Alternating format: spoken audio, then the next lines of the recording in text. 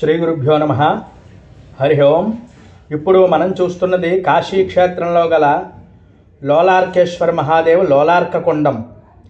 ఈ క్షేత్రానికి ఎలా వెళ్ళాలి అంటే అస్సీఘాట్లో ఉందండి. అస్సీఘాట్లో మనం దిగినట్లయితే ఈ క్షేత్రానికి చాలా సులువుగా, కొంచెం మెట్లవి కూడా చాలా కిందకు ఉంటాయి, అందరూ కూడా గమనించండి. ఈ క్షేత్రం చాలా గొప్పదండి. దీని విశిష్టత ఏమిటి అనేది మనం తెలుసుకుందాం.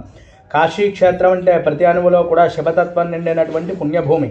ఇక్కడ ప్రతి లింగం వెనక కూడా ప్రతి విశిష్టమైనటువంటి పౌరాణిక చరిత్ర దాగి ఉంటుంది. అలాంటి పవిత్ర లింగాల్లో ఒకటి లోలార్క కొండం, అలాగే లోలార్కేశ్వర మహాదేవ్. ఆయన విరాజిల్లేటువంటి స్థలమే ఈ కాశీలో అతి ప్రాచీనమైనటువంటిది మరియు పవిత్రమైనటువంటి స్నానతీర్థాల్లో కూడా ఒకటి.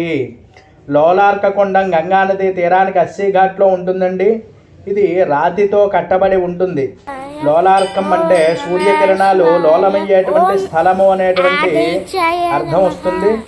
అంతేకాకుండా పురాణ ప్రకారం ఒకసారి సూర్య భగవానుడు తీవ్రమైనటువంటి పాపంతో బాధపడుతూ కాశీకి వచ్చి గంగా స్నానం చేసి ఈ కొండంలో శివుని ఆరాధన చేశాడు.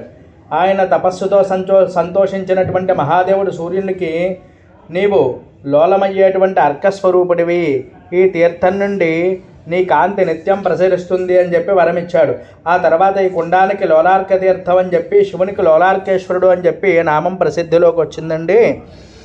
మరొక కథనం ప్రకారం రాజకుమారుడు చీకటి వ్యాధితో బాధపడుతున్నప్పుడు ఆయన తల్లి లోలార్క తీర్థంలో స్నానం చేసి లోలార్కేశ్వరుణ్ణి ఆరాధించగా కుమారుడి యొక్క రోగమంతా కూడా నివృత్తయి సంపూర్ణమైనటువంటి ఆరోగ్యవంతుడయ్యాడు. అందుకే ఇక్కడ ఎవరైనా సరే స్నానం చేసినట్లయితే, స్వామిని దర్శనం చేసుకున్న సంపూర్ణమైనటువంటి శరీర రుగ్మతలన్నీ కూడా తొలగిపోయి సంపూర్ణమైనటువంటి ఆరోగ్యం కలుగుతుంది.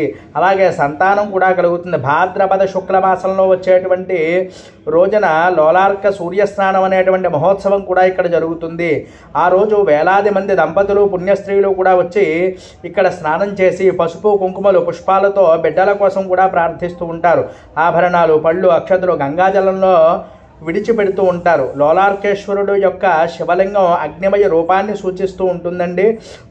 అంతేకాకుండా సూర్యుడి కాంతి నేరుగా పడే స్థితిలో కూడా ఉంటుంది. ఇది శివ సూర్య సాక్షాత్కారముగా పరిగణింపబడుతూ ఉంటుంది. ఈ లింగానికి ఎవరైనా పూజ చేసినట్లయితే అత్యంత పుణ్యదాయకం అని చెప్పి చెప్పబడుతోంది. లోలార్క తీర్థమాసాద్య స్నానం యః కురుతే నరః సంతాన సౌఖ్యం లభతే దుర్లభం యది వాంఛితం అని చెప్పి శాస్త్రవాక్యం కూడా చెప్పబడుతోంది. అటువంటి గొప్ప తీర్థమే ఈ లోలార్క తీర్థం. ఎటువంటి వ్యాధులైనా కానీ నశింపబడతాయి అని చెప్పి చెప్పబడుతోంది. తప్పకుండా వెళ్ళి దర్శనం చేసుకోండి. హరి ఓం. తత్సతు. స్వస్తి.